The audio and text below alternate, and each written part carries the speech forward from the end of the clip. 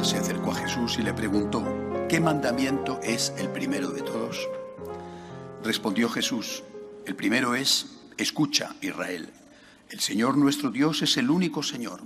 Amarás al Señor tu Dios con todo tu corazón, con toda tu alma, con toda tu mente, con todo tu ser. El segundo es este: amarás a tu prójimo como a ti mismo. No hay mandamiento mayor que estos. El escriba replicó: muy bien, maestro, tienes razón cuando dices que el Señor es uno solo y no hay otro fuera de Él, y que amarlo con todo el corazón, con todo el entendimiento y con todo el ser, y amar al prójimo como a uno mismo, vale más que todos los holocaustos y sacrificios. Jesús, viendo que había respondido sensatamente, le dijo: no estás lejos del reino de Dios. Y nadie se atrevió a hacerle más preguntas. Palabra del Señor.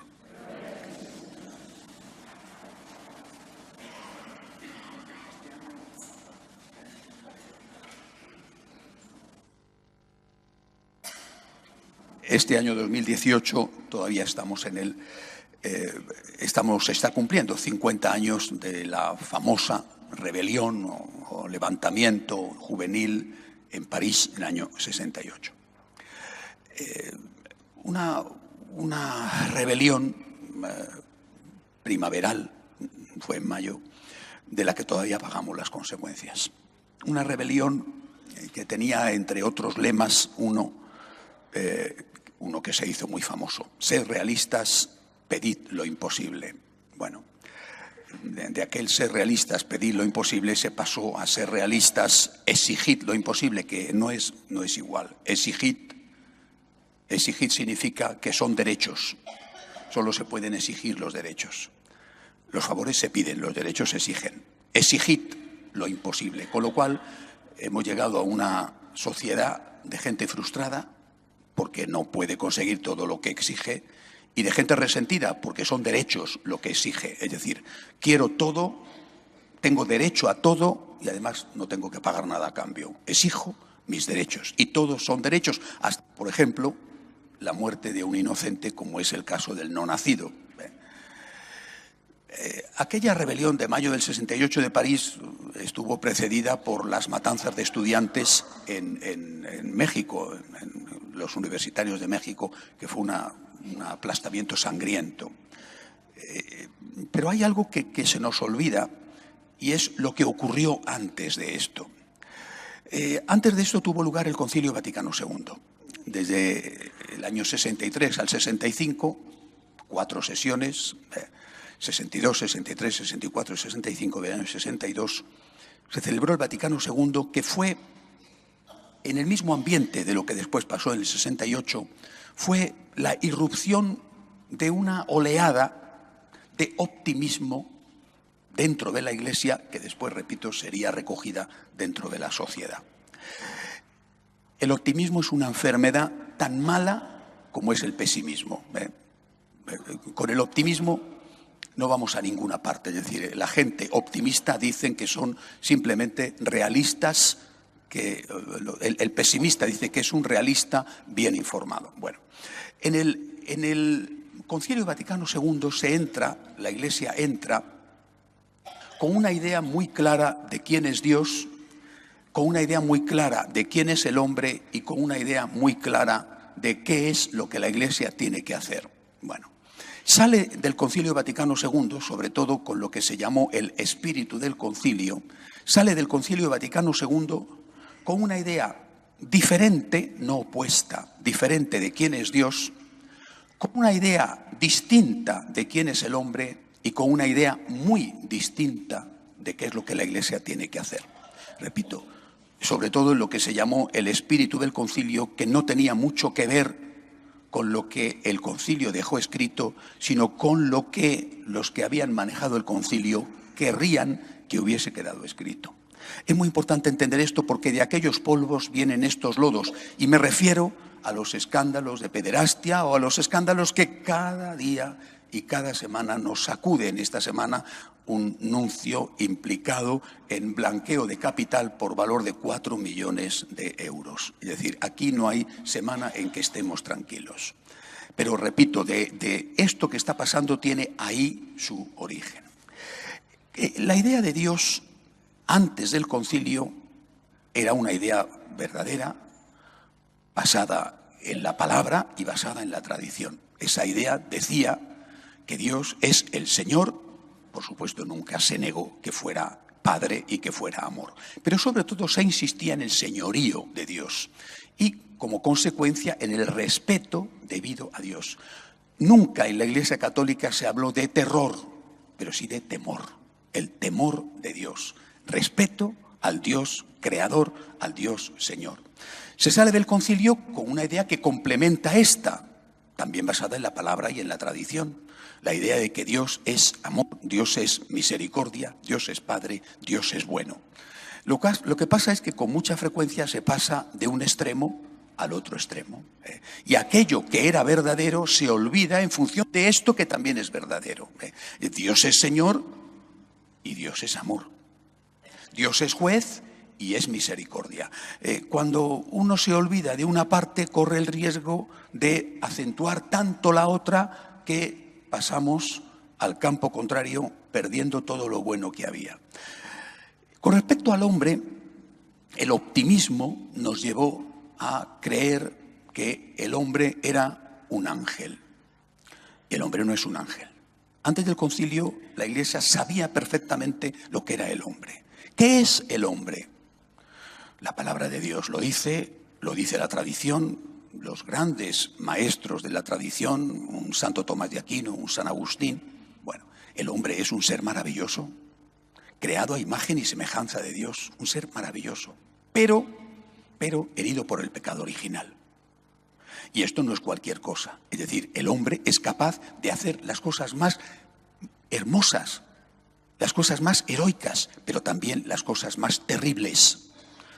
En los años 60 aún estaba reciente en la memoria de muchos las grandes matanzas de la Segunda Guerra Mundial o los campos de concentración de Hitler, y aún estaban en pleno florecimiento los campos de concentración en Siberia de Stalin.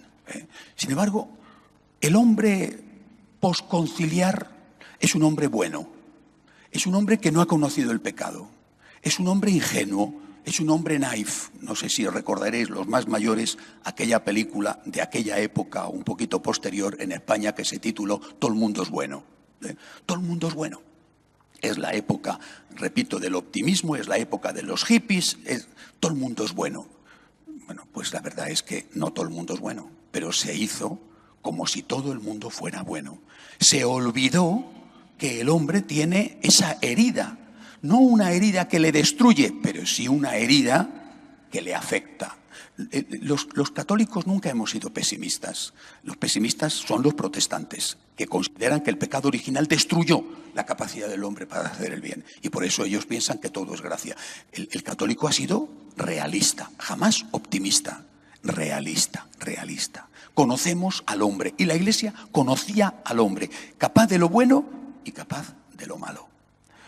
Y después teníamos una idea de lo que tenía que hacer la Iglesia, y después del concilio, sobre todo, repito, por el espíritu del concilio, se tuvo una idea completamente distinta. La Iglesia tenía en primer lugar, no en único lugar, que hablar de Dios y ayudar al hombre a que se salvara, y también, por supuesto, dar de comer al hambriento, que se ha hecho toda la vida, y después ni hablar de Dios ni ayudar al hombre a que se salvara, porque como todo el mundo es bueno, pues se salva todo el mundo.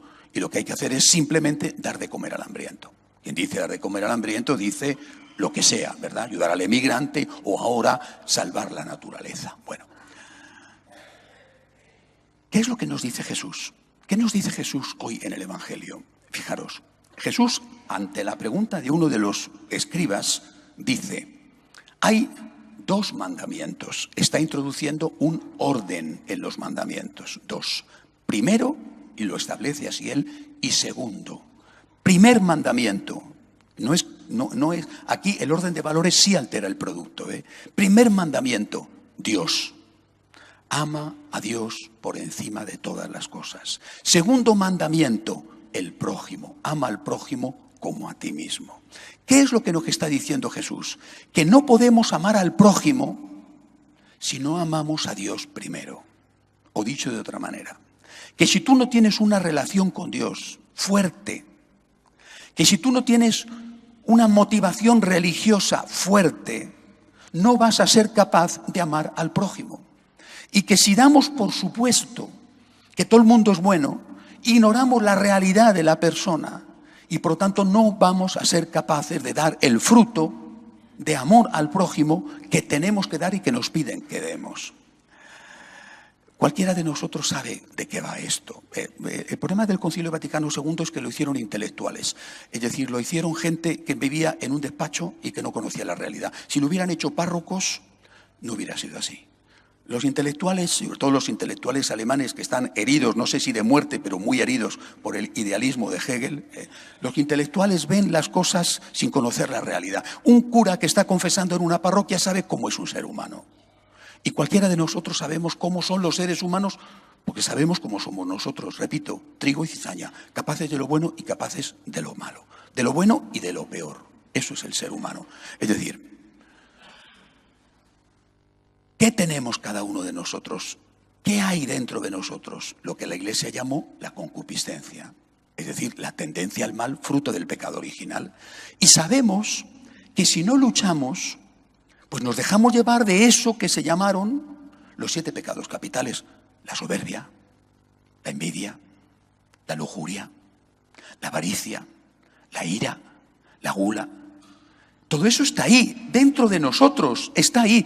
Quizá en unos, pues el problema sea más la soberbia que la lujuria, en otros la pereza será más fuerte que la ira. Bueno, pero eso está ahí. Y eso es muy difícil de controlar. Es muy difícil perdonar, es muy difícil.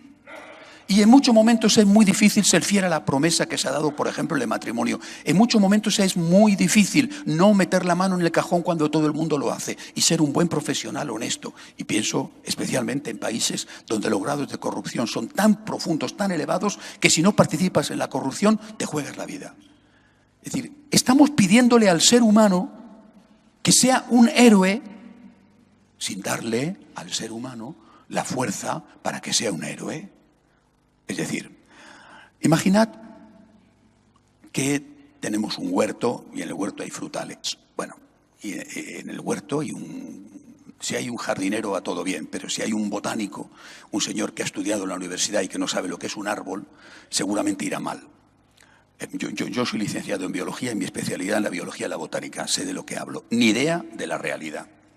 Es lo que pasa con los teóricos del sistema, ni idea de la realidad. El teórico del sistema llega al manzano, por ejemplo, y le dice: tienes que dar manzanas, tienes que dar manzanas, tienes que dar manzanas y tienes que dar manzanas. O sea, tienes que ser bueno, tienes que dar limosna, tienes que ser fiel a tu matrimonio, tienes que. Y al día siguiente, y llega la primavera, llega el verano, llega el otoño, tienes que dar manzanas, tienes que dar manzanas. Bueno, si el árbol pudiera hablar y pudiera hacer algo que no fuera solo pasivo, porque ni oye ni entiende, porque no es una persona, seguramente que el manzano movería las ramas y le pegaría 2 tortas bien dadas, 2 ramazos bien dados al teórico que le está diciendo esas tonterías. Y le diría: no me has cavado, no me has abonado, no me has podado. Tengo las hojas llenas de un hongo que me quita la vida. ¿Por qué no me echas un poco de insecticida? ¿Por qué no me cavas, me abonas, me trabajas un poco y luego me pides manzanas? Porque sí, tienes que pedirme manzanas, claro que sí. Tengo que amar al prójimo, pero ¿cómo voy a dar manzanas si no me cuidas? O sea, si no amamos a Dios, si no tenemos con Dios una relación intensa, ¿cómo vamos a ser fieles en el matrimonio o en el sacerdocio? Repito, de aquellos pueblos vienen estos espantosos lodos.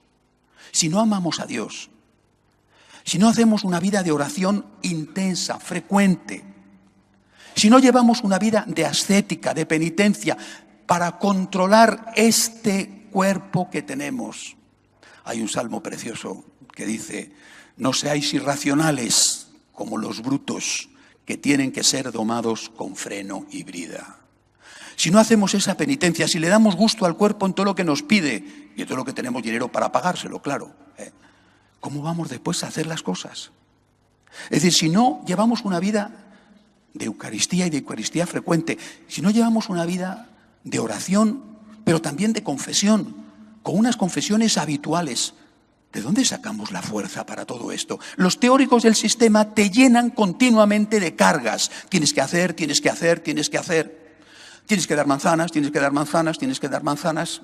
Flatus vocis, palabrería, retórica pura, no sirve para nada. Esto es papel mojado.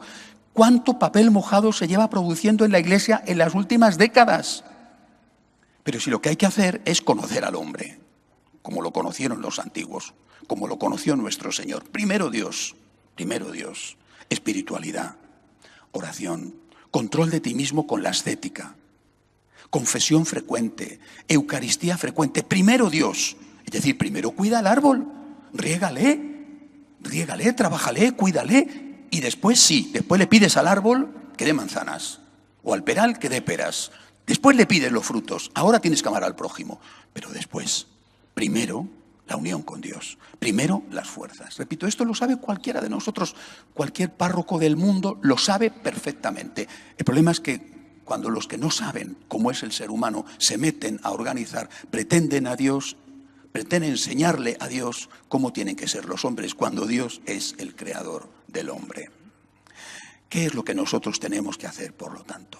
Más espiritualidad. ¿Tienes un problema en el matrimonio? ¿Tienes un problema para controlar tu carácter? ¿Tienes tentaciones de lujuria? ¿Eres un soberbio? ¿Eres un perezoso? Es decir, ¿tienes los vicios capitales como león rugiente buscando a quien devorar y notas su mordisco y notas su caída? Bueno, pues lo que tienes que hacer es acudir a la medicina. Es difícil. Nunca se ha dicho que el camino del bien sea fácil. Esta estupidez de que todo el mundo es bueno es no conocer a la persona.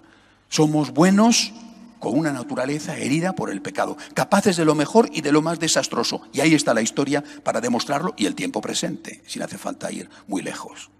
Bueno, pues lo que tenemos que hacer, repito, es acudir a los medios que Dios nos ha proporcionado, acudir a la gracia, acudir a los sacramentos y el esfuerzo de colaborar con esa gracia, con esos sacramentos. Esto es lo que ha predicado la Iglesia toda la vida y esto es lo que tenemos que seguir predicando. Y terminar diciendo que aunque Dios es bueno, buenísimo, ha entregado su Hijo por nosotros, es la bondad infinita, pero no es tonto. Bueno sí, buenísimo, pero tonto no, tonto en absoluto. Dios es bueno, pero hay un juicio y hay vida eterna. Y no puedes pasarte la vida pensando que vas a hacer lo que te dé la gana y que luego no va a ocurrir nada. Porque si el profesor, cualquier profesor, le dice al alumno al empezar la clase, al empezar el curso, le dice, te voy a aprobar, hagas lo que hagas, está destruyendo a ese alumno porque ese seguramente no estudia nada. El profesor tiene que decirte la verdad. Yo voy a ver si sacas un 4, a lo mejor te pongo un 5, pero tienes que estudiar. Tienes que estudiar porque si no tengo que suspenderte, lo siento mucho, es por tu bien que te lo digo. Repito, como es Dios el que nos ha creado, hagamos caso a Dios. Primero Dios y luego el cumplimiento de nuestras obligaciones. Sin unión con Dios, todo lo demás no son más que cargas que nos ponen en la espalda sin darnos las fuerzas para llevarlas. Que así sea.